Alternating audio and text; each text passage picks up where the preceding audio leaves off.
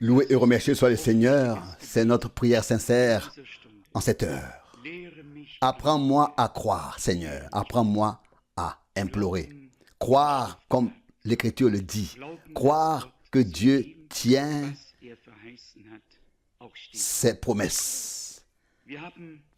Nous avons entendu la parole d'introduction et comme cela m'est donné, je réfléchis toujours très vite à ce qui est lu. J'ai réfléchi à deux choses tirées du psaume 130. La première était le verset 3. Si tu gardes, Seigneur, les péchés, ô Tout-Puissant, qui peut subsister? Cela m'a fait penser à deux passages de la Bible. L'un est Jean chapitre 8. Jean chapitre 8, verset 24, pour nous montrer quel péché le Seigneur nous impute ou nous retient. Jean 8, verset 24. C'est pourquoi je vous ai dit que vous mourrez dans vos péchés, car si vous ne croyez pas que je le suis, vous mourrez dans vos péchés. Il y a un péché qui nous fait mourir dans tous nos péchés. Le péché de l'incrédulité. Le péché de l'incrédulité nous fait mourir dans tous nos péchés et toutes nos transgressions. Mais la foi en l'œuvre accomplie de la rédemption par Jésus-Christ notre Seigneur nous arrache à la mort qui est venue par le péché et qui est le salaire du péché et nous transfère dans la vie éternelle. Ce n'est pas celui qui a péché qui est perdu, mais celui qui ne croit pas que lui, le Seigneur, est venu comme sauveur et a expié le péché. Donc, verset 24, si vous ne croyez pas que je le suis, vous mourrez dans vos péchés. Nous croyons qu'il est, que c'est lui. Nous croyons qu'il est le je suis et qu'il est venu pour nous, qu'il a pris notre place, qu'il a porté nos péchés, afin que nous ne mourions pas dans nos péchés. Nous ne pouvons plus mourir dans le péché, car il nous en a délivrés et nous a donné la vie éternelle par sa grâce. Cela est en lien avec le chapitre 4 de l'Épître aux Romains, où Paul reprend clairement les paroles du psaume que David a écrit sous l'inspiration de l'Esprit. Romains 4, versets 7 et 8. Bienheureux ceux dont les transgressions de la loi ont été pardonnées et dont les péchés ont été couverts. Nous croyons qu'ils sont pardonnés, nous croyons qu'ils sont couverts. Nous croyons que l'acte de condamnation a été déchiré, la question du péché est réglée, la question de la foi et de l'incrédulité est-elle réglée? C'est la question maintenant à laquelle nous sommes confrontés aujourd'hui. Si nous croyons, nous ne pouvons pas rester dans la mort, mais nous sommes passés à la vie. Bienheureux l'homme à qui le Seigneur n'impute pas de péché. Verset 8. Il y en a aussi dont les péchés n'ont pas été imputés, ni à toi ni à moi, car ils lui ont été imputés. Il a été fait péché pour nous. Personne n'a à payer deux fois la même dette. Elle a été payée une fois pour toutes. L'autre verset faisait référence à Israël, psaume 130, verset 8, et il rachètera Israël de tous ses péchés. Quand nous pensons au peuple d'Israël, notre cœur se serre. Nous avons mal au cœur. Un peuple qui a tant souffert simplement parce que Dieu l'a choisi. Israël aurait pu avoir une vie agréable sur terre si Dieu ne l'avait pas élu et fait son peuple élu pour être une appartenance particulière. Il a été persécuté parce que Dieu l'avait choisi. Aucun peuple n'a connu le sort du peuple d'Israël. Et cela s'applique tout autant à l'Église.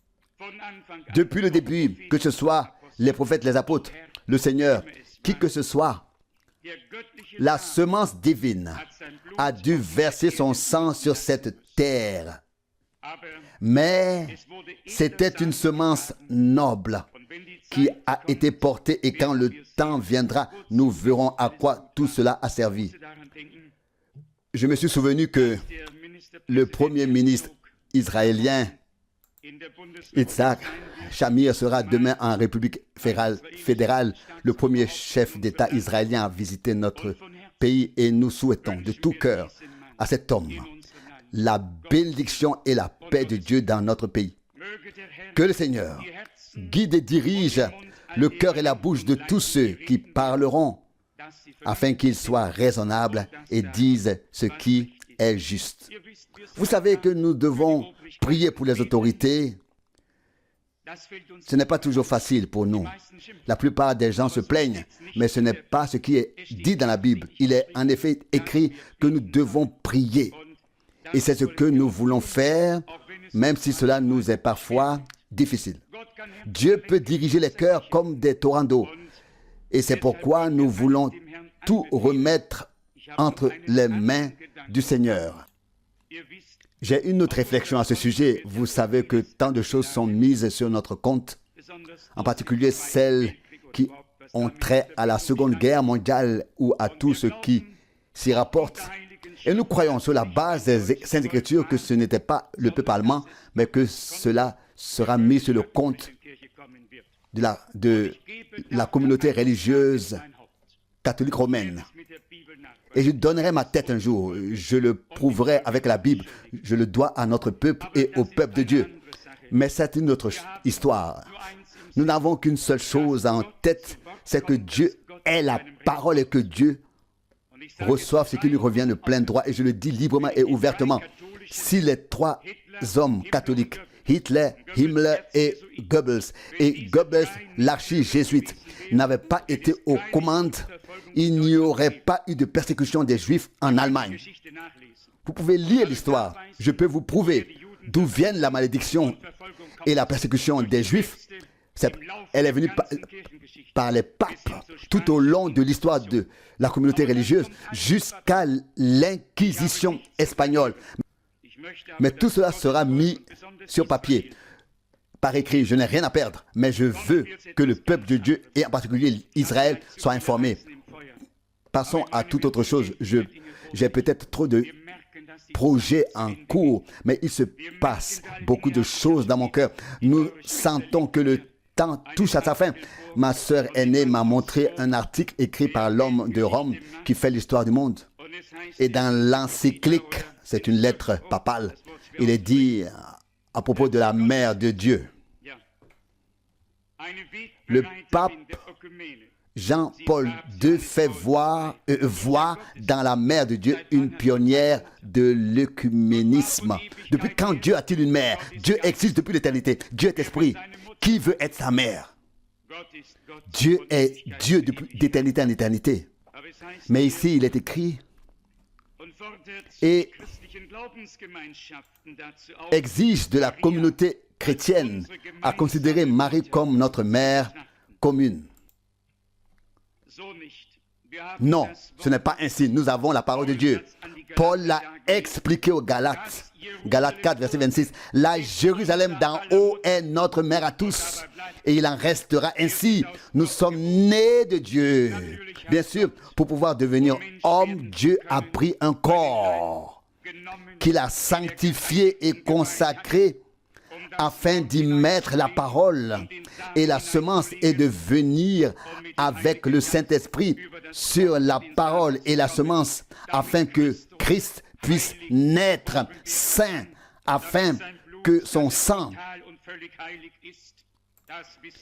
et nous le savons tous, soit totalement et est totalement, complètement saint. Mais malheur à celui qui honore un vase plutôt que celui qui l'a utilisé tous ne sont que des vases. Je suis reconnaissant à Dieu que la correction qui ont dû être faite à Marie figure également dans la Bible. La plupart des gens l'ignorent. Quand elle est venue vers lui lors des noces à Cana en Galilée et qu'elle est devenue nerveuse et a dit, dans Jean 2,4, il leur manque du vin et ainsi de suite. Il a dit, femme, qu'ai-je à faire avec toi? Qu'est-ce qu'il y a entre toi et moi? Belle réplique, Sainte Mère, Marie, etc. N'est-ce pas? Pas comme ça. Non, non, pas comme ça. Non, nous sommes destinés à la vérité. Peut-être que nous la donnons de manière un peu maladroite. Mais parfois, il faut que ce soit ainsi pour que les gens se réveillent. Vous savez bien que les gens qui parlent de manière trop lisse ne se font jamais remarquer. Ils ne provoquent jamais de tumulte. Si l'on veut provoquer un tumulte dans le royaume de Dieu, il faut parler un peu maladroitement afin que les gens trébuchent dessus. Et les vrais se redresseront et les autres périront. Il n'y en a que quelques-uns qui doivent être redressés. J'ai une parole à dire à ce sujet avant de traduire. Je ne sais pas ce qui va suivre, si c'est le milieu ou le début d'une prédication. Comme je l'ai dit, ce sont de très anciennes prédications que je ne connais pas moi-même ou que j'ai entendues une ou deux fois et dont je ne sais pas ce qui va suivre. Mais je voudrais encore lire 2 ou 3 passages. 1 Chronique 19. Il y a ici un verset tout à fait magnifique. 1 Chronique 19, verset 13. Il est écrit 1 Chronique 19, verset 13.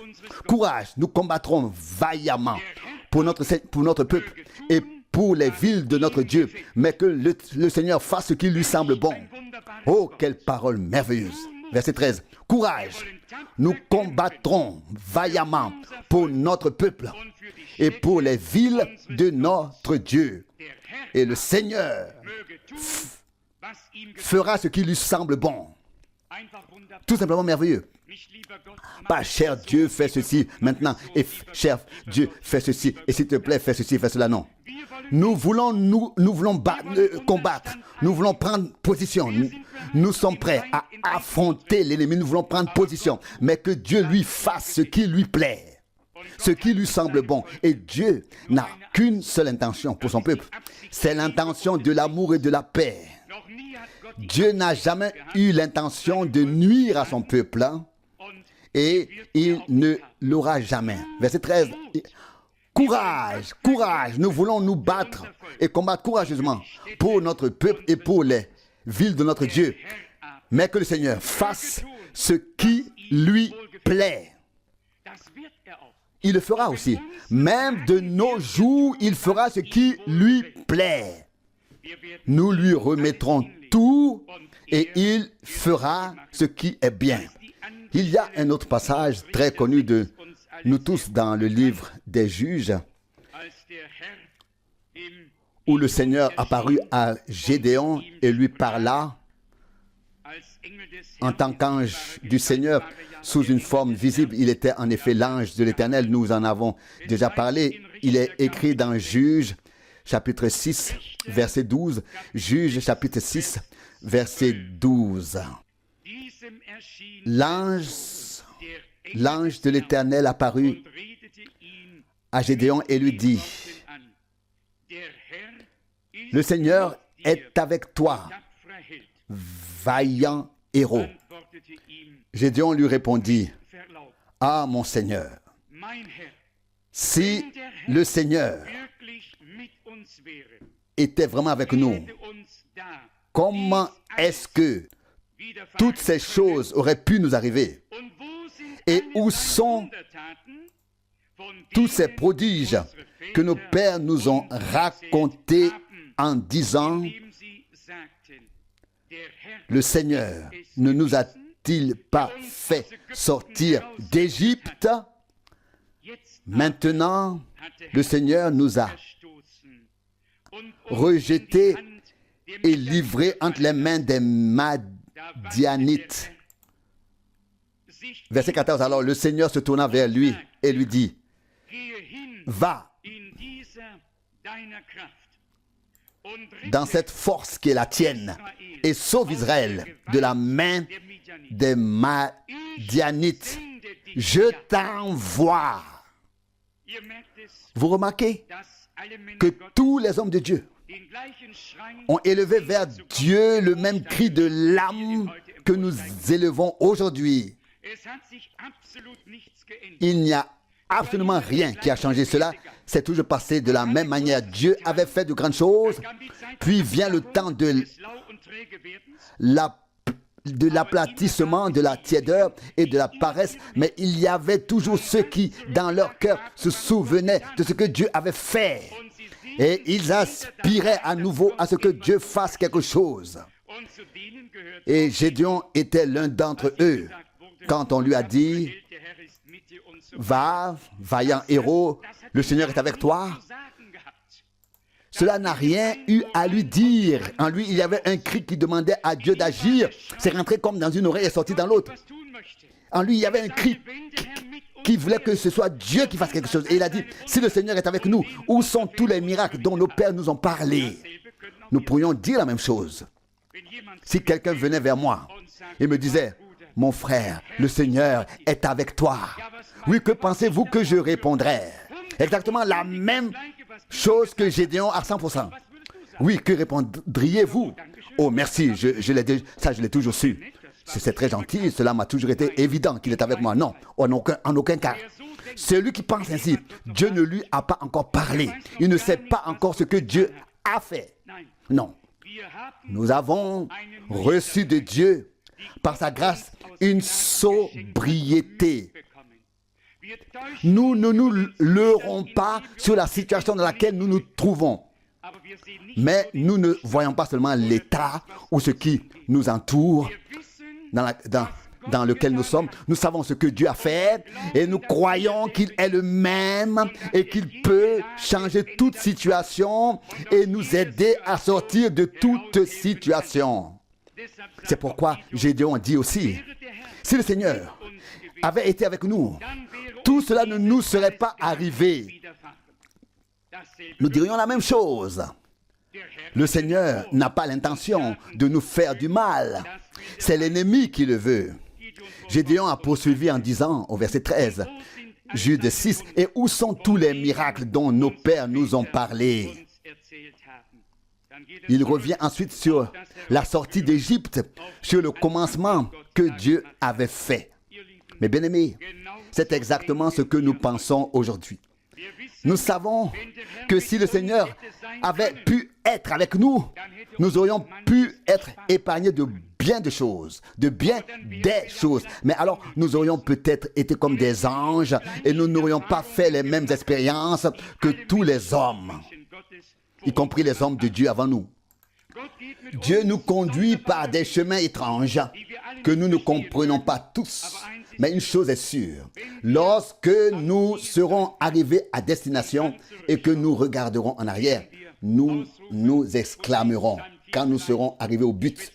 Où cela se trouve-t-il peut-être dans le psaume 4, si joliment rendu dans la traduction de Luther. Reconnaissez que le Seigneur conduit ses saints de manière merveilleuse, qu'il n'y a pas une seule erreur dans toutes ses voies et que tout aura servi à notre bien et nous aura rapprochés du Seigneur.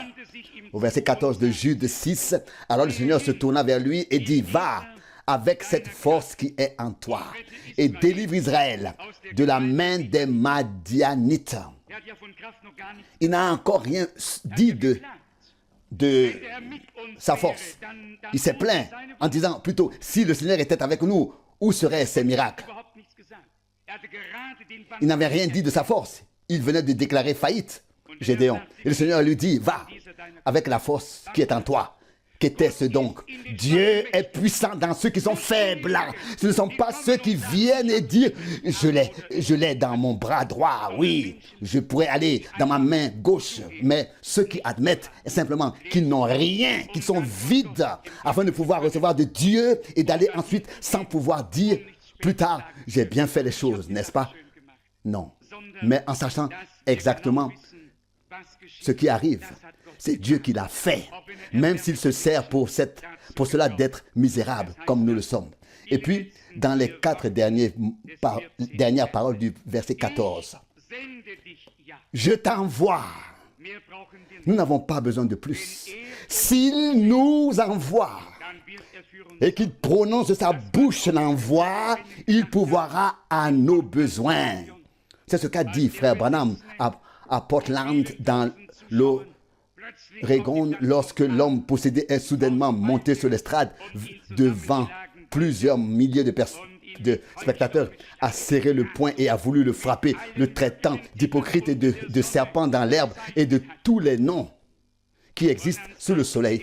Et puis il a dit que quelque chose lui a parlé très doucement. Je t'ai envoyé et je serai avec toi. Il était silencieux, il était calme.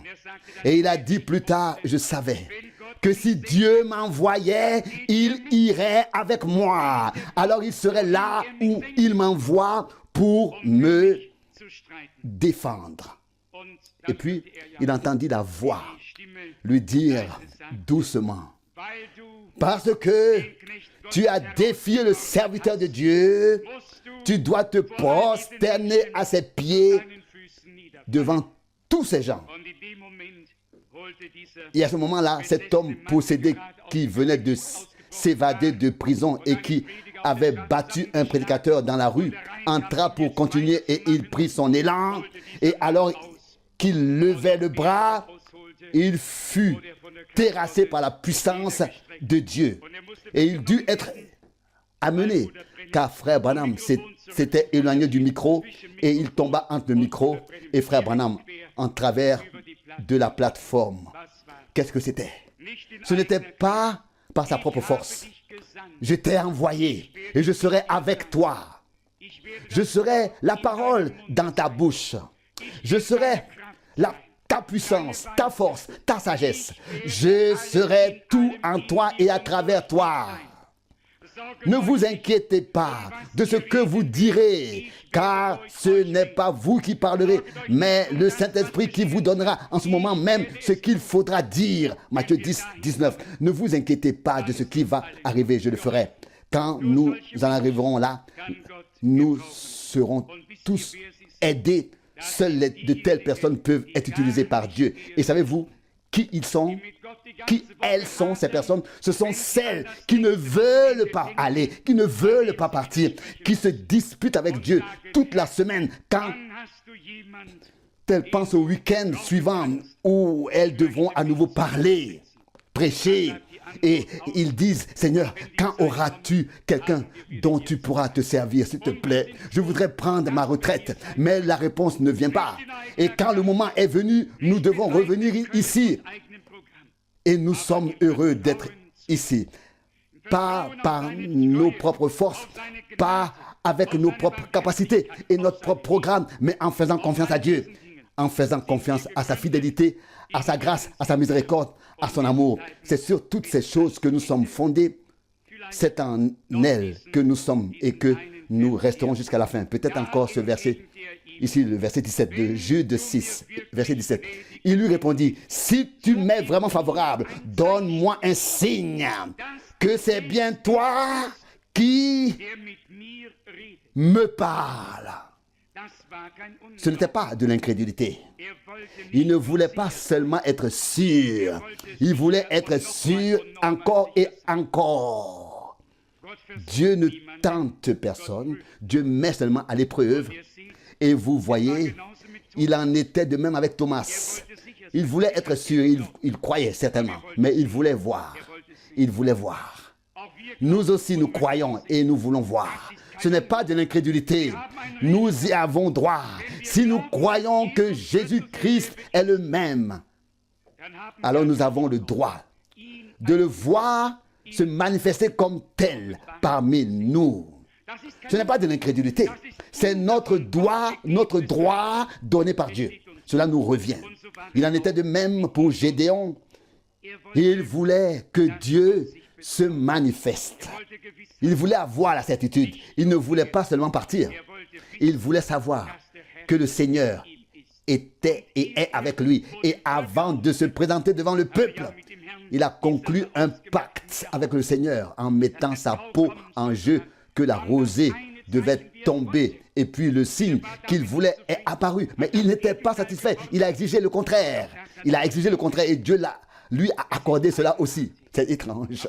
Mais il y a des gens à qui Dieu accorde ce qu'il demande. Des gens vers qui Dieu se tourne. Des gens qui sont dans une détresse intérieure profonde et Dieu le voit. Il vient à leur secours et renforce leur foi. Que Dieu renforce aussi ta foi et la mienne. Aujourd'hui, nous voulons voir Dieu. Nous voulons le voir. Et cela me rappelle le jeune frère qui a grandi dans une famille croyante, qui est ensuite allé à l'école dite biblique et qui a toujours cru. Entre-temps, il revenait régulièrement à la maison, mais sa foi s'affaiblissait de plus en plus, de plus en plus. Et quand il était vraiment au bout du rouleau, il est rentré chez lui et a dit à son père, « Père, montre-moi Dieu, où il est. » Le père a répondu du tac au tac. Il répondit, « Mon fils, montre-moi où Dieu n'est pas. Montre-moi, toi, où Dieu n'est pas. » Et l'érudit était savant, il avait la réponse. La connaissance terrestre peut priver les hommes de ce qu'ils ont, mais l'expérience divine peut nous donner ce qu'aucun homme ne peut nous reprendre. Et c'est cela. Nous devons ouvrir les yeux. Dieu est autour de nous. Dieu peut être vu de nombreuses façons. Mais il doit pouvoir ouvrir nos yeux afin que nous puissions le voir dans son règne, dans son action, dans ses voies et dans ses œuvres. Que Dieu nous bénisse tous. Je vais maintenant traduire, même si mon cœur est rempli de la gloire de Dieu. Je ne peux m'en empêcher, je sais que tout ce que Dieu fait a une valeur éternelle. C'est déjà écrit dans l'Ecclésiaste 3, 14. Et comme nous l'avons entendu hier, Dieu n'a jamais dû revenir sur sa parole, reprendre une parole, retirer une parole. Quand il fait une promesse, je ne veux pas parler de moi personnellement, mais même un appel, un mandat que j'aimerais lui rendre très volontiers, mais quand il dit quelque chose, cela reste, que cela nous plaise ou non. Il ne demandera l'avis de personne. Et ces jours-ci, un frère qui m'est cher me l'a rappelé en disant, « Frère Franck, cela fait exactement 25 ans. » J'ai même reçu un appel téléphonique de loin. Les gens ont à cœur les choses de Dieu. Et il m'a dit, « Frère Franck, tout comme Abraham a attendu 25 ans, j'espère que ton attente prendra fin après 25 ans aussi. » J'ai répondu, frère, je n'ai pensé ni à l'un ni à l'autre, mais que Dieu l'accorde. Mais que Dieu l'accorde, que Dieu l'accorde pour nous tous. Je crois que nous serions heureux. Je n'oublierai jamais ce lundi matin. Un lundi matin, le 2 avril 1962, un jour comme celui-là ne s'oublie pas éternellement. Que la volonté de Dieu soit faite en toutes choses. Il a un chemin pour nous. Nous nous plaignons comme Gédéon s'est plaint, mais Dieu sait que nous ne nous plaignons pas dans l'incrédulité. Nous nous plaignons seulement parce que nous ne nous sentons pas à l'aise dans la situation dans laquelle nous nous trouvons. Nous savons que Dieu peut nous aider à en sortir et qu'il nous aidera. C'est pourquoi nous plaçons notre espérance uniquement en lui. Loué soit son nom. Je ne sais pas ce qui va arriver dans cette prédication et nous nous laissons donc tous surprendre. Que Dieu nous bénisse. Dieu tient sa parole. Il nous a donné sa parole. Et comme nous l'avons dit hier soir et comme nous le reprendrons aujourd'hui, Dieu a fait la promesse à Abraham alors qu'il avait 75 ans, 75 ans et Sarah 65 ans, qu'il aurait qu'ils auraient un enfant. Et ils ont attendu 25 ans avant que Dieu n'accomplisse sa promesse. Mais Dieu est tenu de respecter sa parole. Vous êtes tenu de respecter votre parole. Si vous êtes chrétien, vous devez tenir parole et mener une vie, pour mener une vie chrétienne. Si vous allez à l'église et professer être chrétien, vous êtes tenu de vivre en conséquence. Sinon, les gens ne peuvent pas vous faire confiance. Voyez-vous, si Dieu a dit quelque chose dans sa parole et que nous ne pouvions pas lui faire confiance pour qu'il le tiendra, alors il ne serait pas Dieu pour nous. Prenons l'exemple de la prière pour les malades. Quelqu'un m'a dit, peu importe ce que tu peux montrer et prouver, je ne le croirai pas. Oui, j'ai répondu, eh bien, cela n'est pas écrit pour les incrédules, mais pour ceux qui croient. Celui qui croit verra ces signes qui l'accompagneront. Telle est la promesse. Maintenant, ça c'est Marc 16, 17. Maintenant, nous allons parler de la manière dont Dieu a fait ses promesses.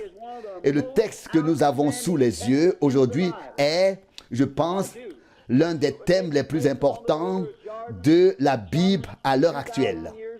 Nous savons que cela s'est passé au bord du Jourdain il y a près de 2000 ans et que le monde était dans le chaos depuis longtemps. Israël avait rejeté Dieu, ses lois, ses ordonnances et avait été amené en captivité. Il n'est jamais rien arrivé à Israël lorsqu'il était en harmonie avec Dieu. Il n'est jamais rien arrivé à l'Église tant qu'elle était avec Dieu, unie à sa parole. Avec sa parole, rester ensemble et au milieu de la volonté de Dieu, dans la volonté de Dieu. Quand il restait dans la volonté de Dieu, vous voyez, restez dans la volonté de Dieu et tout s'arrangera. Mais si vous sortez de la volonté de Dieu, tout sera bouleversé. Il suffit de sortir de la volonté de Dieu à un seul endroit, dans un seul point, pour que tout soit bouleversé. Vous devez remettre les choses en ordre, vous devez les redresser, vous devez y revenir. Maintenant, remarquez ceci. Lorsque Dieu l'a voulu ainsi et qu'il a voulu introduire son Fils dans le monde et le présenter comme l'agneau, voyez, comparable à un animal sacrificiel. Pouvez-vous imaginer que Dieu parle de son Fils et utilise ensuite un agneau, un mouton comme symbole? Pourquoi a-t-il fait cela? Et lorsque Dieu s'est présenté au monde, c'était sous la forme d'une colombe, d'un oiseau du ciel. Eh bien, pourquoi a-t-il fait cela? Voici mon opinion. L'agneau est le plus doux de tous les animaux qui existent sur terre. Il n'y a rien de plus doux parmi les animaux qu'un agneau. Et Dieu nous compare aux moutons à cause de leur nature. Et les moutons ne peuvent pas s'aider eux-mêmes. Ils ne peuvent pas prendre soin d'eux-mêmes. Quand un mouton se perd, il est complètement perdu.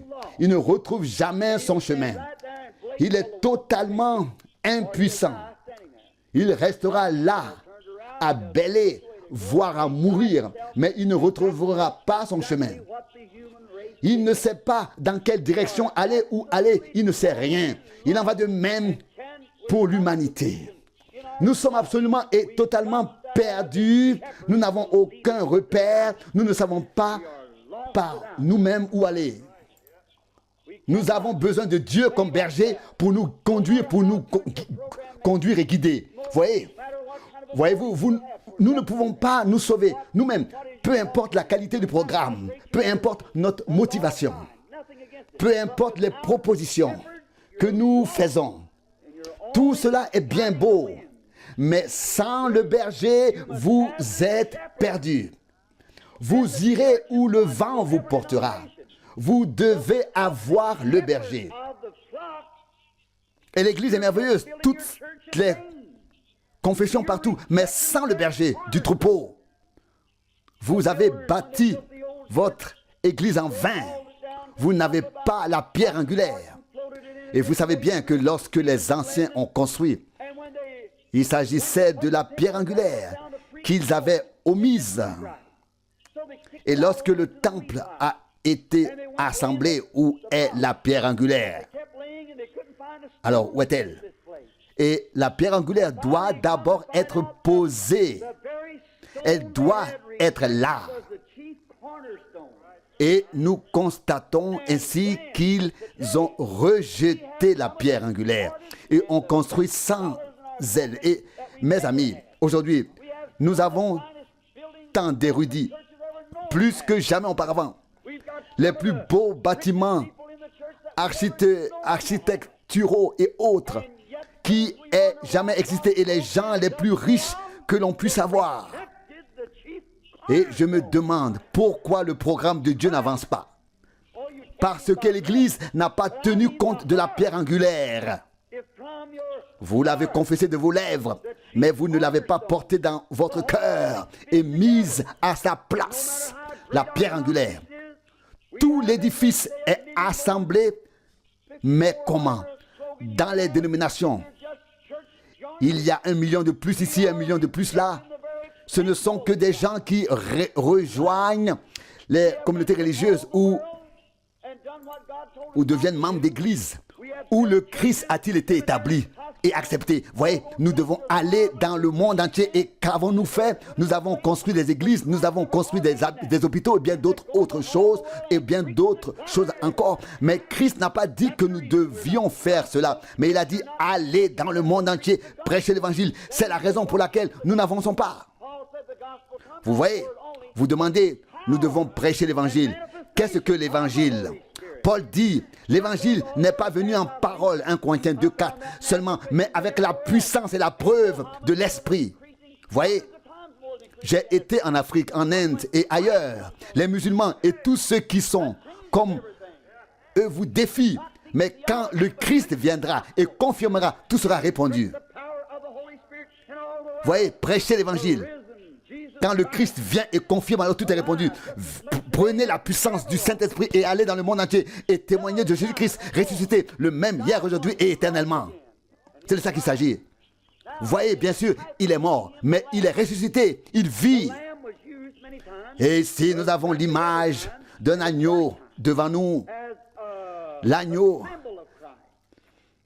a toujours été utilisé comme animal de sacrifice pour Christ. Dieu a destiné les agneaux à cela. L'agneau était doux.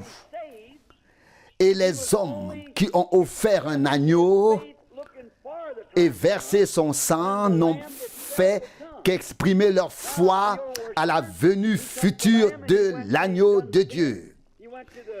Si quelqu'un avait péché, il prenait l'agneau et allait chez le sacrificateur. L'agneau était égorgé et avant cela, il posait ses mains sur sa tête et transférait ainsi ses péchés sur l'agneau. Puis l'agneau était égorgé à sa place et cela lui était ainsi imputé. Vous voyez, car il a pris l'agneau innocent qui a maintenant pris sa place.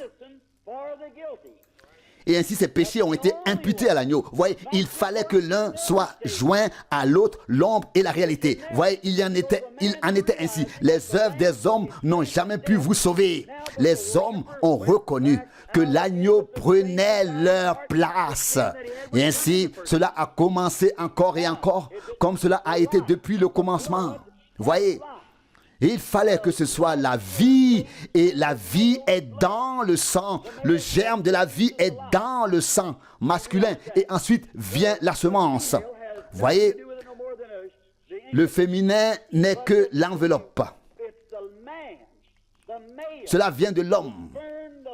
Dans le sperme, et la vie en jaillit. Et c'est ainsi que Dieu l'a fait dans sa sagesse. Ce n'est pas Marie qui l'a fait. Ce n'est pas la Vierge qui l'a fait. C'était Christ. Christ est né sans père terrestre, car le Saint-Esprit l'a couverte de son ombre. Marie a été couverte de l'ombre et le Christ, Jésus, est né. Luc 1, 35. Et son sang n'était ni païen ni juif. Son sang était du sang créé par Dieu. C'était du sang divin. Voyez, les gens disent qu'il était ceci, qu'il était cela. Il était Dieu. Maintenant, quand le Christ est venu, aujourd'hui, vous interrogez les gens.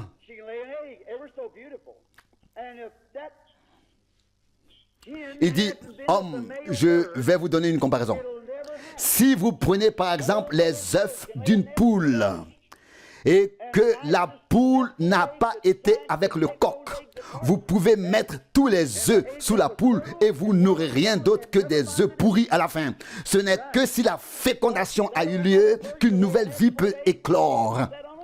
Voyez, vous pouvez mettre tout un nid plein d'œufs. Rien ne viendra à moins qu'il y ait eu fécondation. Voyez, je le répète, si elles n'ont pas été avec le coq, rien ne peut éclore. Il en va de même aujourd'hui avec nos églises, nos communautés religieuses chrétiennes, dites chrétiennes. Elles n'ont jamais été avec lui, avec l'homme, Jésus-Christ, pour recevoir sa semence. Et qu'avez-vous? Vous avez un nid plein d'œufs, pourris et pourris. Voyez-vous? Où quelque chose naît, où est-ce que quelque chose naît? Où est-ce que le Christ se révèle-t-il, se manifeste-t-il? Peu importe combien d'œufs vous avez dans le nid et combien viennent payer et ainsi de suite. Non, vous n'avez rien d'autre que des œufs pourris dans le nid. J'ai utilisé une expression crue, mais j'ai témoigné d'une vérité. C'est vrai. Voyez-vous pourquoi un agneau a été pris comme ombre de l'agneau véritable? Car dans cette cellule sanguine, il y avait la vie. À l'époque, autrefois, chez les agneaux, c'était une vie animale. Et ce n'était qu'une ombre. Car lorsque la cellule sanguine a été brisée et que l'esprit est sorti de ce sang en tant que vie, cela n'avait plus aucun lien avec la vie humaine, car la vie animale et la vie humaine sont différentes. Les animaux n'ont pas d'âme, l'homme a une âme, et cela ne pouvait pas être relié entre eux. Voyez, mais encore et encore, des agneaux ont été sacrifiés. Mais ici, lorsque l'adorateur vient une fois devant Dieu et pose ses mains avec foi sur le Fils de Dieu, mourant et serre, il était l'agneau de Dieu, il ressent ses douleurs. Lorsque la cellule sanguine a été brisée et que la vie a été libérée, ce n'était rien d'autre que la vie de Dieu lui-même, et la vie revient vers vous, sur vous, pour vivre en vous sa nouvelle vie. Et alors vous êtes devenu une nouvelle créature, vous êtes né de nouveau pour une espérance vivante, et vous êtes passé ainsi de la mort à la vie, et vous ne pouvez plus mourir, tout comme Dieu ne peut mourir. Vous savez bien que le mot mort signifie séparation. Et la mort signifie être séparé de Dieu. Voyez? Et si vous avez la vie éternelle, vous êtes alors en présence de Dieu déjà maintenant. Celui qui croit en moi et qui accepte la parole que j'ai apportée ne mourra pas, mais il est passé de la mort à la vie. Jean 5, 24. Oh, quelle vie merveilleuse nous avons reçue! Quelle Bible merveilleuse, magnifique, comme tout ce que Dieu nous a donné est merveilleux. Ce n'est pas une théologie, ce n'est pas ce qu'un homme a dit, mais il vit aujourd'hui, présent parmi nous, le même esprit. Bon, eh bien, tout comme l'agneau a été représenté, puis la colombe. La colombe est le plus doux de tous les oiseaux sous le ciel. Rien n'est comme une colombe. Une colombe est quelque chose de charmant. Vous l'entendez roucouler. Combien de fois j'ai entendu cela? Comme c'est merveilleux. Oh, le soir, surtout les tourterelles. Je me souviens, quand ma femme est morte, je suis allé au cimetière. Je me suis assis là, surtout au coucher du soleil. Et j'étais triste. Je m'assis là, dans les buissons. Et le soleil se couchait et le vent soufflait. Et les pigeons roucoulaient. Rien n'était plus réconfortant et plus charmant que cela. Comme j'aimais m'asseoir là-bas pour écouter. C'était si charmant. Dieu est si charmant. Dieu est amour. Dieu a tant aimé le monde alors que nous étions encore indignes d'être aimés, qu'il a donné son Fils seul engendré de lui. Jean 3, 16. Et Dieu, voilà, Dieu veut descendre parmi nous.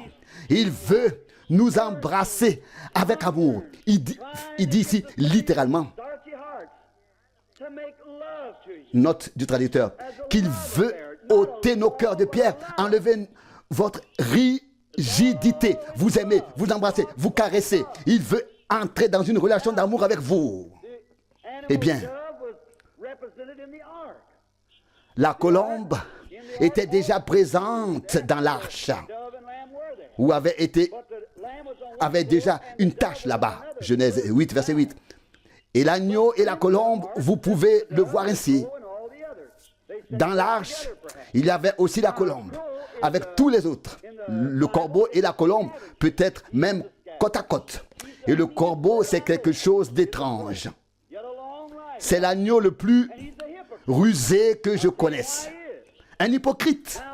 Et je vais vous dire pourquoi. Eh bien, la colombe, une colombe, j'ai beaucoup lu sur les oiseaux, sur les animaux en général, et je les ai très bien étudiés. Si vous vous y plongez, vous pouvez trouver et voir Dieu partout. Il est partout. Et je l'ai vu dans la colombe. La colombe n'a pas de bile. La colombe n'a pas de bile. Il n'y a rien il n'y a aucune amertume, colère chez la colombe. Quelque chose de doux, de charmant. Mais elle ne peut rien manger qui nécessite d'avoir une bile. Mais le corbeau, c'est tout autre chose. Il peut voler là où vole la colombe. Et il peut aussi manger du blé et d'autres choses. Mais la colombe ne peut pas le suivre pour manger ce qu'il mange. Le corbeau peut manger ici et peut manger aussi là-bas. Vous voyez? C'est là la différence. Si vous prenez un homme ou une femme qui a la nature d'un corbeau, il peut être dans un club quelque part et s'y amuser et ensuite il peut revenir au service divin. Mais un vrai chrétien ne peut tolérer les choses du monde. Il ne peut pas les tolérer, non. Il est resté des choses, il est retiré des choses du monde. Ce n'est pas que nous ne voulions pas le faire. Non, vous n'avez même pas envie de le faire. Le désir, Dieu vous en a ôté l'envie, le désir. Ce n'est pas parce que vous essayez de vous en éloigner. Vous n'en avez pas envie. Il a changé votre nature, votre désir. Vous aimez Dieu et vous croyez de tout votre cœur. Et c'est tout. Et si vous avez fait quelque chose de mal, les larmes coulent sur vos joues et vous venez vers le Seigneur. Et vous avez un désir, vous dites, Père, tu sais que je ne le pensais pas ainsi. Et vous restez là jusqu'à ce que tout soit bien. Puis vous continuez votre chemin.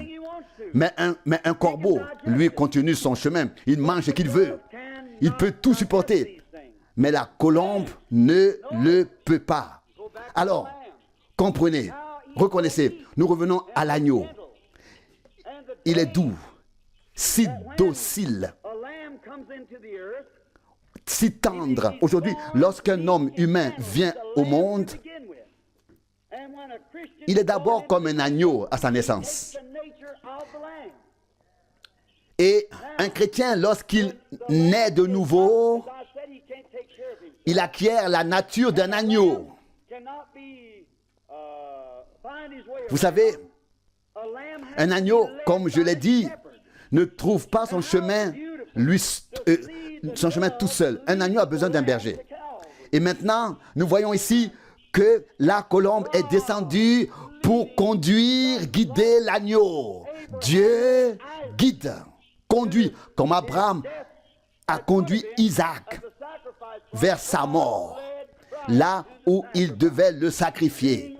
C'est ainsi que Dieu a conduit le Christ au sacrifice. Un agneau, un animal qui ne retrouve pas son chemin. Oh, je me demande, un agneau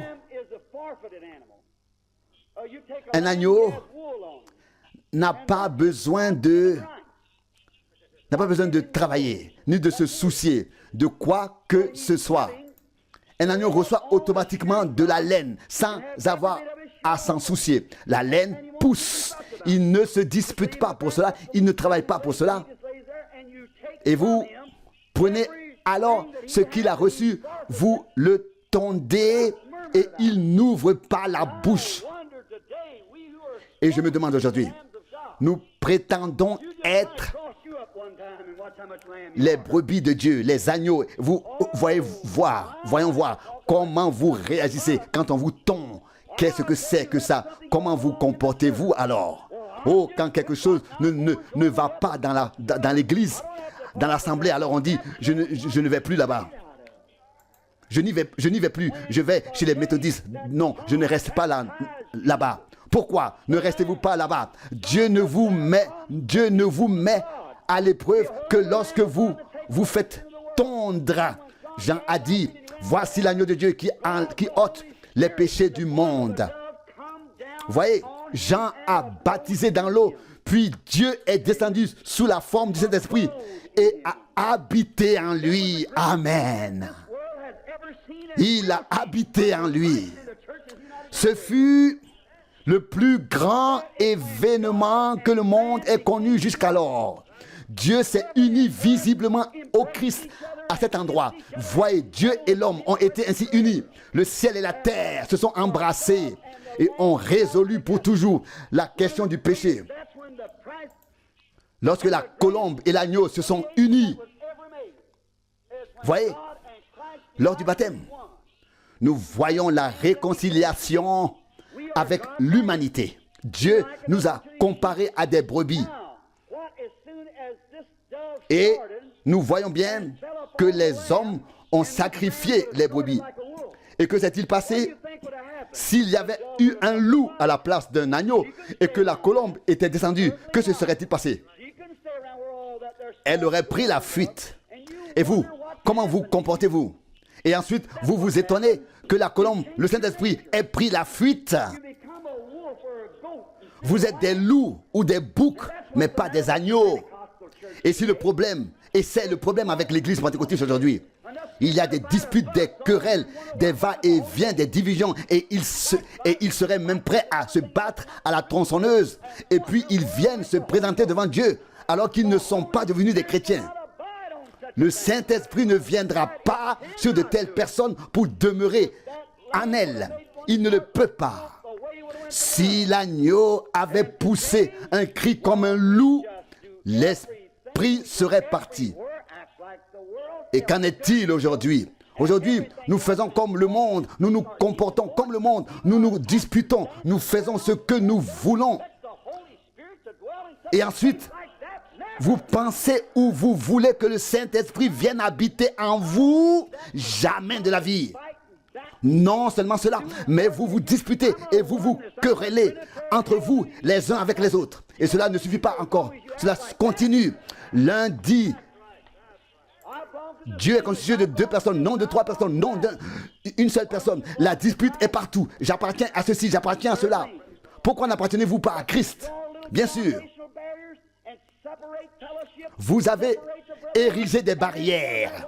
Vous avez créé des divisions. Et ensuite, vous vous demandez pourquoi il n'y a-t-il pas de miracle dans votre assemblée. Celui qui accomplissait les miracles est parti. Il vous a quitté. C'est pourquoi il n'y en a plus. Pourquoi ne pouvez-vous pas croire aux promesses divines? Là où Dieu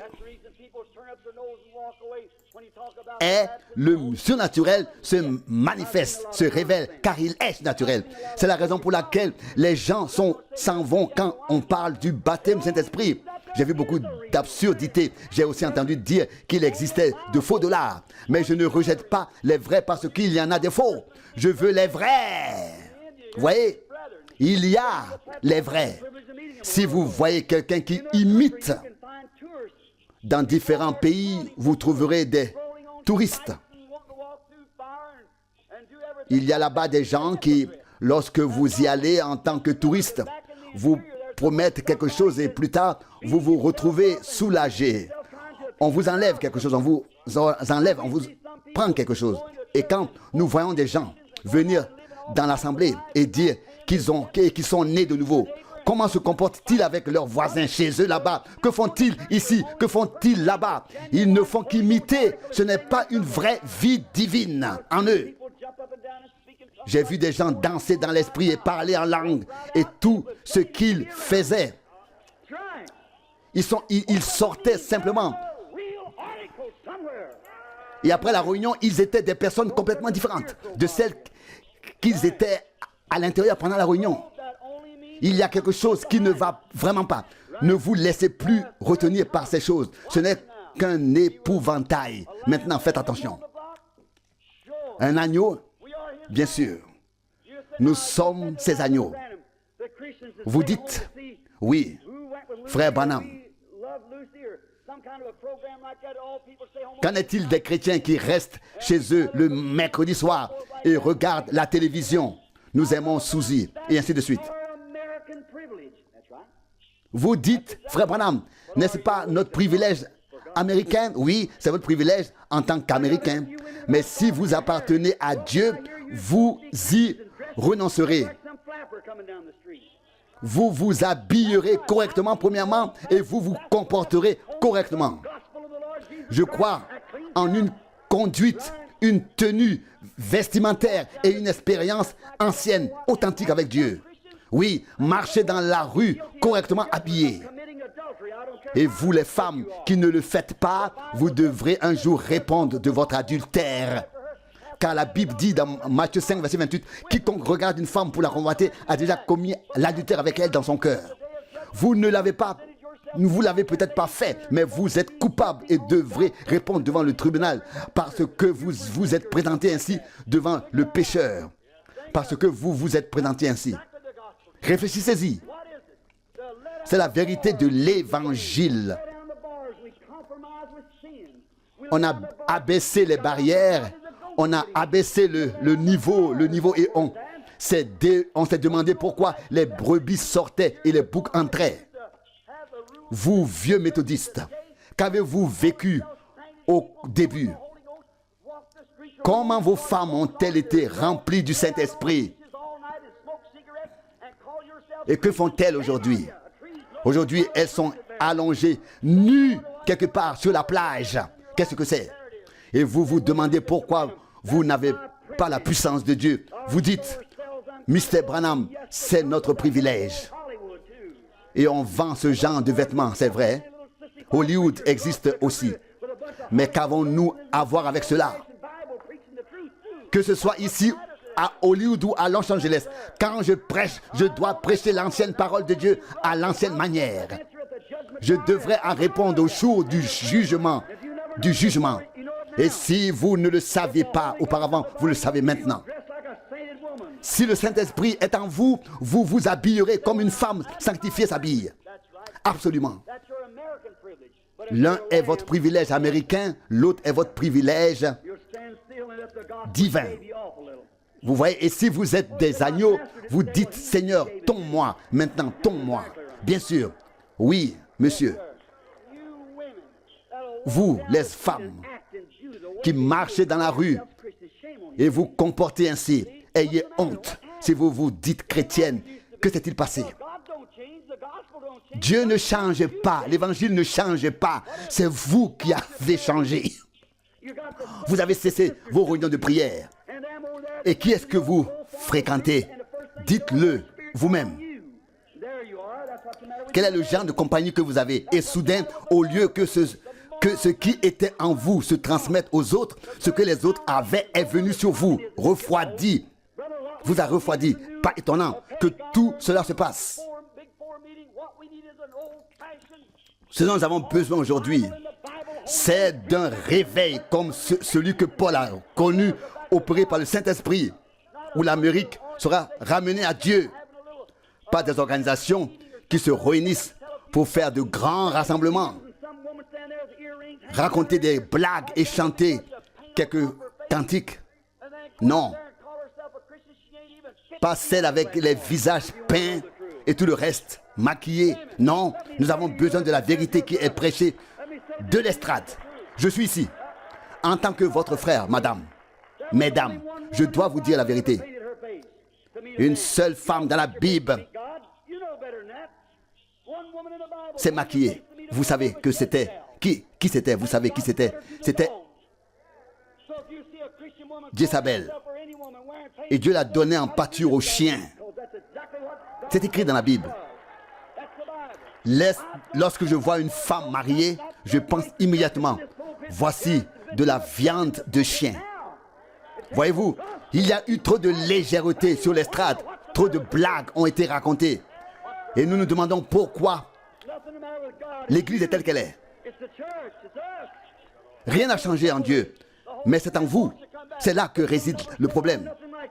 Le Saint-Esprit veut revenir, mais il ne peut pas revenir sur une telle chose. Vous dites, oui, tu t'en prends aux femmes. Eh bien, vous les hommes, qui permettez à vos femmes de faire cela, et même de fumer et de faire ce qu'elles veulent, vous n'êtes pas des hommes. Un homme qui ne maîtrise pas sa femme ne mérite pas d'être un homme. Honte à vous. Revenez à l'autel, tournez-vous vers Dieu, et alors vous pourrez recommencer à zéro.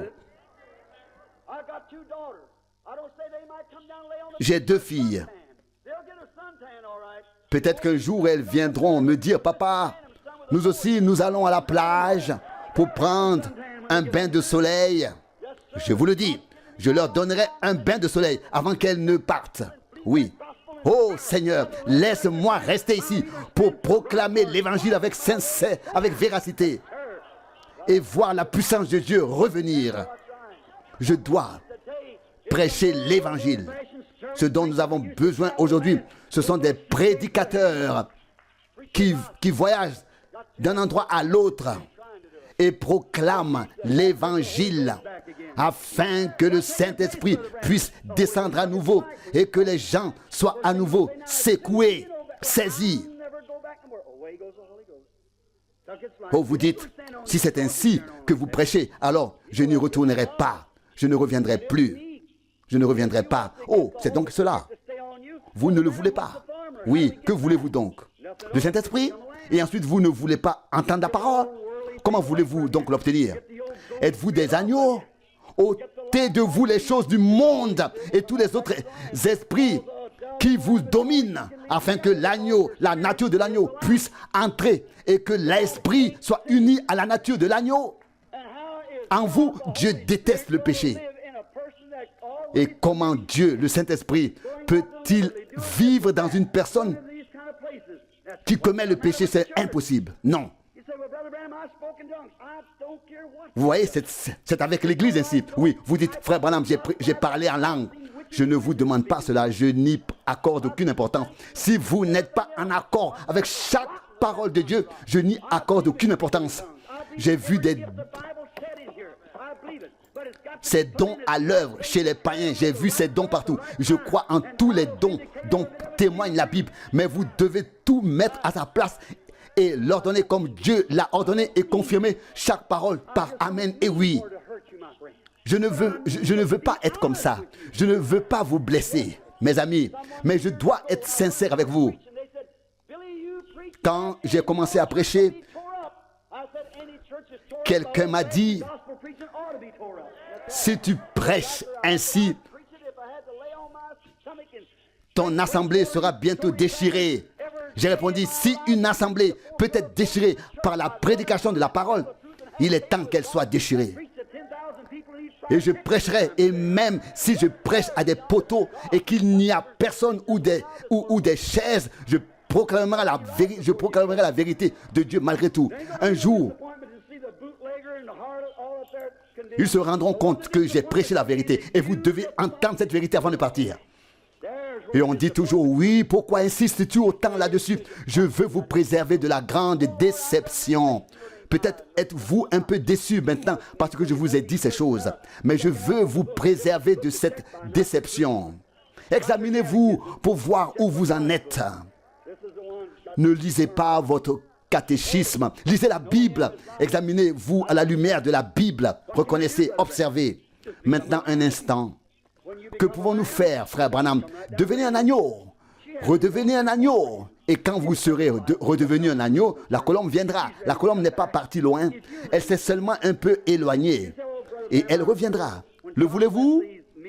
Oh, vous dites, frère Branham, j'ai lu que Dieu a béni, que ce soit méthodiste et je pense encore à Wesley. Vous vous souvenez encore de Wesley et d'Asbury et de tous les autres, et que de John Smith quand il prêchait. Il ne faisait que de courts sermons, mais il disait, je ne sais pas ce qui va arriver. Que dirait-il aujourd'hui s'il voyait ceux qui chantent à la chorale, les femmes en short se tiennent sur l'estrade? C'est une honte. C'est quelque chose de terrible. Elles sont comme le monde. Si John Smith, le fondateur des églises baptistes, voyait cela, que dirait-il aujourd'hui? Pas seulement les méthodistes, mais aussi les baptistes et ainsi de suite. Quand Dieu a regardé du ciel et a vu les hommes se multiplier sur la terre, Dieu a dit, je regrette d'avoir créé l'homme. Que dira-t-il aujourd'hui? Et vous, qui avez posé vos mains sur l'agneau de Dieu mourant, comment vous comportez-vous ensuite? Ayez honte. Le Saint-Esprit est si doux. Vous voulez que je prie pour les malades, bien sûr. Mais comment voulez-vous continuer ainsi à vivre? En quoi cela vous aide-t-il? Frère, nous ne pouvons pas jouer la comédie. Non, c'est justement cela le problème. Que se passe-t-il, frère Branham? Dieu regarde vers le bas. Il demande, il supplie. Il veut que vous reveniez. Il veut vous embrasser avec amour. Il veut avoir une relation d'amour avec vous. Regardez Adam. Quelle image? Adam et Ève, image du Christ et de l'Église. Ève n'a pas péché. C'est Adam qui a péché. Adam a péché, pas Ève. Elle a commis l'acte, mais Adam a péché. Car la Bible dit qu'elle a été séduite, mais Adam savait que c'était mal. Et Adam a bien compris qu'Ève avait péché. Et il est quand même allé avec elle et l'a fait. Il aimait Ève au point d'aller avec elle jusqu'à la mort. Jésus a fait exactement la même chose. L'Église a péché, mais Christ est venu et s'est fait pécher pour nous. Il est allé prendre sur lui la condamnation du péché. Il est mort pour nous afin que nous puissions sortir libres en tant que son Église. Il veut entrer. Il veut entrer. Il se penche. Il veut renouveler. Il veut revenir. Il veut vous aimer, vous embrasser, vous caresser. Il ne veut pas que quelqu'un reste là et crie. Il veut que vous vous leviez comme des agneaux et que vous partiez, que quelque chose se soit passé en vous. J'aime beaucoup aller à la chasse. Et j'ai chassé avec un homme, c'était un homme cruel. Il était un homme cruel. Je n'avais jamais vu ça auparavant. Il tirait simplement sur tout ce qui bougeait. Et ce n'est pas possible. Et j'ai dit, Bert, écoute, Abraham a fait abattre un veau et a préparé un repas lorsque Dieu le Seigneur lui a rendu visite. Mais comment peux-tu simplement abattre ces petites créatures sans raison? Et il a répondu, oh, vous prédicateurs, vous êtes tous des mauviettes. Mais je me suis dit, cet homme a quelque chose de particulier et j'ai continué à prier pour lui. Et il avait un petit sifflet avec lequel il attirait. les petits de la biche. Et il a encore soufflé dedans et les petits de la biche sont sortis de l'enclos. Et les petits pensaient que leur mère les appelait. Ils la cherchaient et ils continuaient à courir. Je me suis dit, maintenant il va prendre son fusil et tirer. Je me suis dit, oh mon Dieu, ce n'est pas possible. Il a chargé, et j'ai dit, oh mon Dieu, ce n'est pas possible. C'est cruel, ne permet pas cela. Comment peut-il tuer les petits? Et puis, j'ai vu la mère sortir. Elle avait cherché ses petits. Et je me suis dit, oh, et maintenant, qu'est-ce qui va se passer? La mère cherchait ses petits.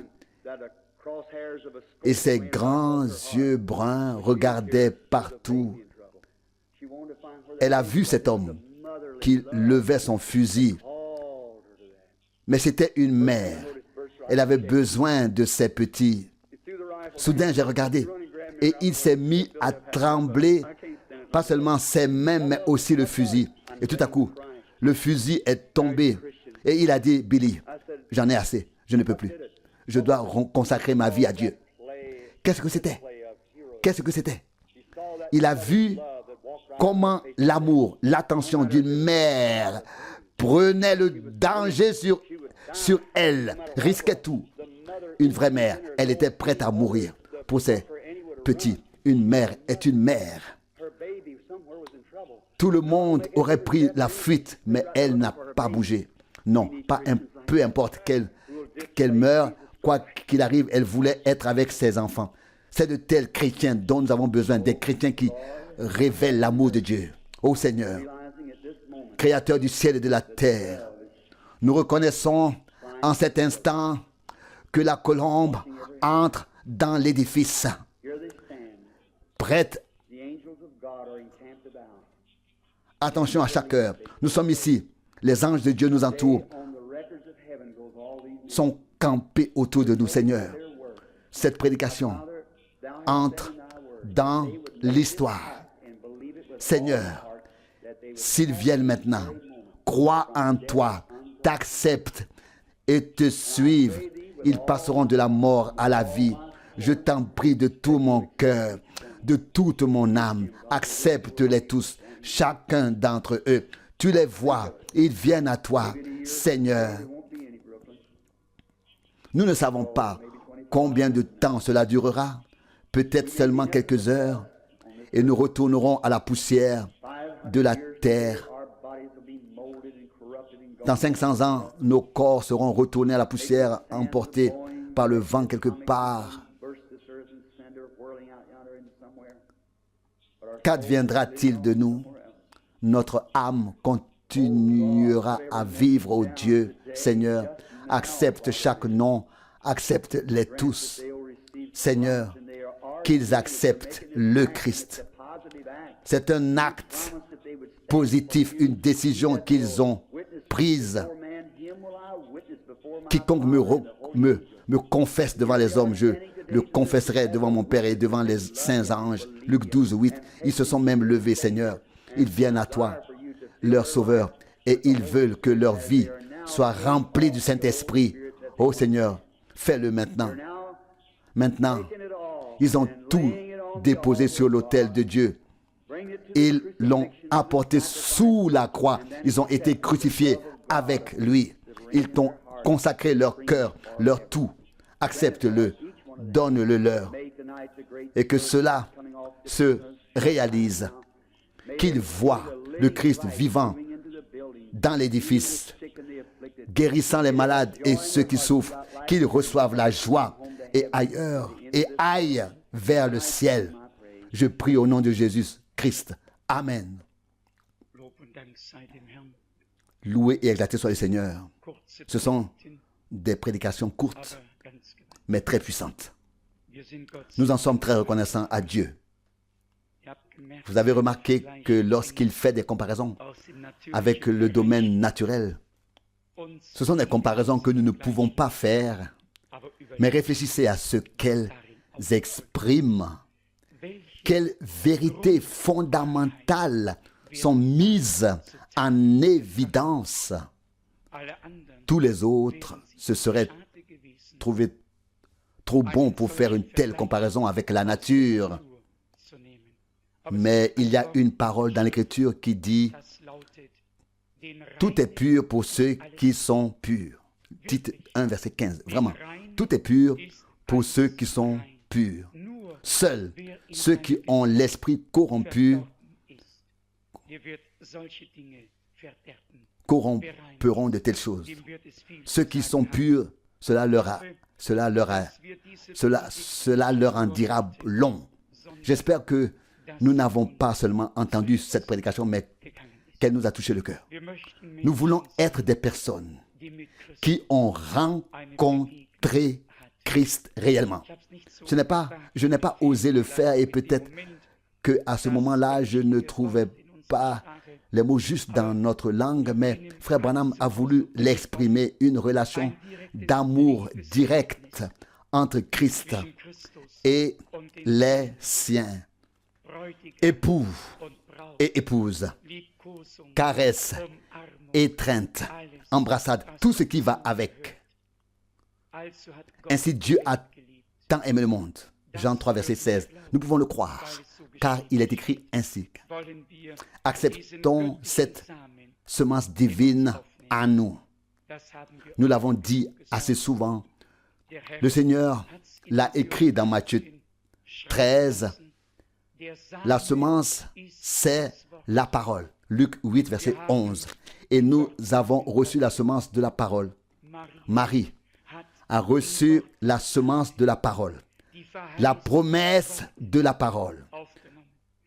Ce n'était pas de l'air, c'était de la substance. C'était la parole de Dieu. Et la foi en cette parole de Dieu est à son tour substance, comme il est écrit dans Hébreux 11. La foi est une confiance assurée en ce qu'on ne voit pas encore, mais qui est déjà là, parce que Dieu l'a dit. Marie a cru, les prophètes ont cru. Nous croyons vraiment de tout notre cœur. Cela m'a aussi profondément touché lorsque Frère Branham a dit « L'esprit s'est simplement retiré. La colombe n'est pas partie très loin, mais elle s'est envolée et attend de pouvoir revenir. » Vous savez, cela me touche au plus profond de mon âme. Je repense aux temps anciens où les croyants pouvaient parler entre eux. Personne n'avait la bouche écumante, personne ne rougissait. Tout se passait dans l'amour. On pouvait parler les uns avec les autres. Entre nous, on se comprenait. Mais si les points de vue étaient différents, on pouvait discuter, on pouvait parler l'un avec l'autre. Aujourd'hui, qu'en est-il aujourd'hui? Que s'est-il passé? À qui peut-on encore parler? Avec qui peut-on encore parler? Tout le monde s'emporte, tout le monde s'énerve, tout le monde a raison. À qui peut-on encore parler aujourd'hui? Cela me fait mal au cœur, très mal au cœur. Et je crains vraiment que la nature de l'agneau ait disparu et qu'il s'agisse d'une nature tout à fait différente. On le voit dans le comportement. Et croyez-moi, cela apparaît tout au long de la Bible, que ce soit dans l'Ancien ou dans le Nouveau Testament, où l'Esprit du Christ était vraiment présent. Dans le Nouveau Testament, Pierre explique que l'Esprit du Christ était sur les prophètes et parlait à travers eux. C'est pourquoi il cherchait à savoir à quel moment l'Esprit du Christ se référait. 1 Pierre 1, verset 10. Mais je pense maintenant à David. David qui a livré tant de combats, tant de guerres. Un héros qui pouvait se retourner et voir la tête de Goliath tomber. Quand il a saisi le pan du manteau de Saül, son ennemi juré, dans la caverne, il a coupé le bout du pan, l'a pris et a poursuivi son chemin. 1 Samuel 24, 5. Si Saül avait surpris David dans une telle situation, il l'aurait, excusez-moi, je vais utiliser une expression qui n'est pas tout à fait appropriée ici, mais il l'aurait vraiment mis dans le pétrin et aurait ensuite applaudi et se serait réjoui. David avait une toute autre attitude. Il n'avait pas profité de l'occasion. L'amour de Dieu l'avait submergé et il savait ce qui était convenable. Une personne qui porte l'amour de Dieu dans son cœur saura toujours ce qui est convenable, même envers son pire ennemi. Celui qui ne sait plus ce qui est convenable, même envers son pire ennemi, a perdu l'Esprit de Dieu. L'Esprit de Dieu l'a quitté. Il peut se remémorer des expériences passées, cela ne sert à rien, et peut-être encore mettre en œuvre ses dons. Mais cela est vide, c'est creux, un métal qui résonne, une clochette qui tinte. Cela reste, mais où est la plénitude dans laquelle cela doit être? Que Dieu nous accorde sa grâce. Examinons-nous nous-mêmes, pas les autres. Et non les autres. Les Écritures disent en effet, 1 Corinthiens 11, 28, que chacun s'éprouve soi-même. Mais avec une grande douleur c'est avec une grande douleur que je pense qu'il n'est plus possible de parler à beaucoup de gens. Cela me cause une telle douleur que je ne peux le dire à personne. C'est précisément cela qui me fait souffrir et qui me détruit. Mais Dieu peut changer une situation en un instant. Peut-être la changera-t-il s'il a pu nous changer, premièrement. S'il a pu opérer le changement en nous, il pourra peut-être aussi changer notre environnement et ce qui nous entoure. Si Dieu est avec nous, où sont tous ces miracles? Juge 6, verset 13. Si son esprit agit parmi nous, où est la transformation? Où est le changement? Où est la nature de Jésus? Où sont les fruits de l'esprit? Il cherchera des fruits. Il les cherche aujourd'hui. Il est encore temps. Il n'est pas trop tard. Il veut que nous le redécouvrions. Comme ce serait beau si nous pouvions réellement, intérieurement, toucher, ému, saisi, bouleversé dans notre âme, redécouvrir Dieu et chanter. Viens d'en haut, viens Esprit du Seigneur, souffle et agis parmi nous et ne reste pas loin. Mais le vouloir vraiment, créer les conditions pour cela ou permettre à Dieu de les créer au nom de Jésus. Amen. Inclinons la tête et croyons de tout notre cœur que c'est le jour que le Seigneur a fait. Vous savez que dès le commencement, il a prononcé la parole et a agi par son esprit. Quand il venait sur ses prophètes avec son esprit, il révélait sa parole et sa volonté. Alors il est devenu chair en tant que la parole. Et l'esprit est venu sur la parole faite chair pour accomplir ce qui était destiné pour lui. Et cela à cause de nous. Cela s'est produit après que l'Esprit soit venu sur lui. Il en fut ainsi le jour de la Pentecôte. L'Esprit est venu et cela s'est produit. Il en était ainsi au commencement de la création. L'Esprit de Dieu planait au-dessus des eaux. Et Dieu, le Seigneur, dit que la lumière soit. Et la lumière fut. Cela se produisit. L'Esprit de Dieu planait dès le commencement. Car l'Esprit crée la vie. La parole est prononcée, mais l'Esprit est la vie dans la parole et la fait naître, afin que ce qui a été dit devienne réalité. Mais bien aimé, une pensée m'envahit. Les fils et les filles de Dieu doivent être manifestés à la fin. Toute la création l'attend. Romains 8, verset 19. Ils doivent être manifestés. Comment cela se produira-t-il?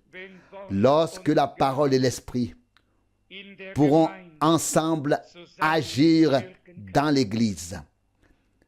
Lorsque l'esprit pourra descendre sur la troupe qui a reçu la semence de la parole, alors la vie divine naîtra. Alors les fils et les filles de Dieu seront manifestés. Mais bien aimés, c'est ce que nous voulons. Et c'est à cela que Dieu nous a destinés. Tel est le but du message envoyé par Dieu. C'est pour cette raison que le Seigneur nous a fait connaître toutes ses promesses afin que nous recevions la parole qui renferme ses promesses et que l'Esprit puisse s'unir en nous à cette parole que nous avons reçue pour ensuite faire de cette parole une réalité.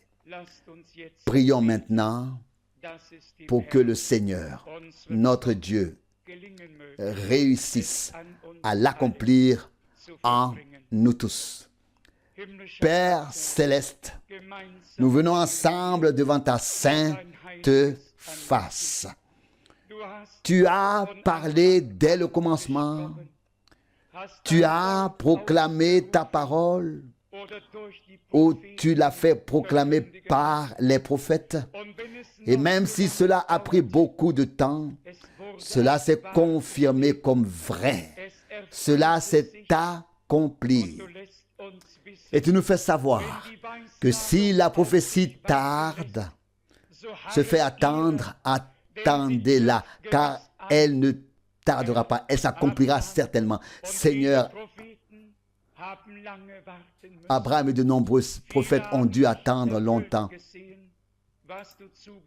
Beaucoup n'ont pas vu s'accomplir ce que tu avais promis, mais quand le temps est venu, quand le temps s'est accompli, cela s'est produit. Tu as veillé sur ta parole. Tu l'as accompli avec miséricorde. Seigneur bien-aimé, tu es sur ton trône.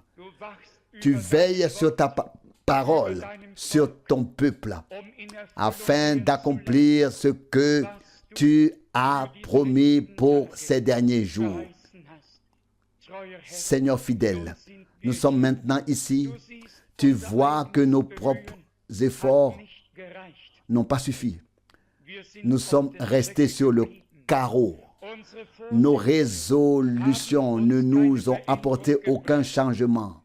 Seigneur, nous voulons qu'une intervention divine ait lieu dans notre cœur, comme tu l'as dit. Ézéchiel 36, 26, je vous donnerai un cœur nouveau. Je mettrai en vous un esprit nouveau. Je renouvellerai votre langue, une nouvelle langue. Tu voulais nous renouveler et par la nouvelle alliance, tu as créé toutes les conditions pour pouvoir tout renouveler. Toi, agneau de Dieu, nous venons maintenant à ta manière. Nous avons ta nature par ton esprit. Que cela se manifeste pour la gloire et la louange de ton nom. Seigneur bien-aimé, chaque promesse, toute ta parole, tout ce qui reste à accomplir, nous croyons que cela s'accomplira. Et nous te demandons ceci. Accorde-nous la grâce devant ta face afin que nous soyons, afin que nous ayons maintenant la bonne attitude envers toi et les uns envers les autres et envers tous les hommes, quels qu'ils soient, croyants ou incroyants, parents ou étrangers. Donne-nous en toute situation et de toutes les manières possibles la bonne attitude devant ta face, afin que ta bienveillance, ton bon plaisir repose sur nous. Seigneur fidèle, nous sommes arrivés à la fin des jours. Sois avec nous. Laisse-nous voir de nos propres yeux que tu confirmes ta parole. Nous t'en remercions d'avance. Tu as parlé avec nous et à nous. Et tu veilleras à ce que ta parole ne revienne pas à vide, sans effet, mais qu'elle accomplisse ce pourquoi tu l'as envoyé. Merci infiniment au Seigneur. Reviens vers nous comme tu l'as fait autrefois et pose sur nous ta main transpercée comme le cantique le dit. Seigneur bien-aimé, viens avec ton esprit comme tu es venu sur nous avec ta parole et accomplis toi-même quelque chose de tout nouveau, quelque chose d'aimable. Prends-nous dans tes bras, aime-nous, serre-nous contre ton cœur paternel. Tu es devenu l'époux de notre âme. Fais de nous des êtres qui n'ont pas seulement été dans l'assemblée, mais qui ont eu une réunion, une union, une rencontre avec toi, afin d'être rendus féconds, afin de recevoir le germe de la vie. Seigneur bien-aimé, accorde-nous cette union avec toi. Seigneur, accorde-la maintenant. Agis par ton esprit. Tu es près de nous. Merci pour cela. Aussi dans cette heure de ce matin, tu as également accompli quelque chose, produit, opéré quelque chose qui portera du fruit pour l'éternité.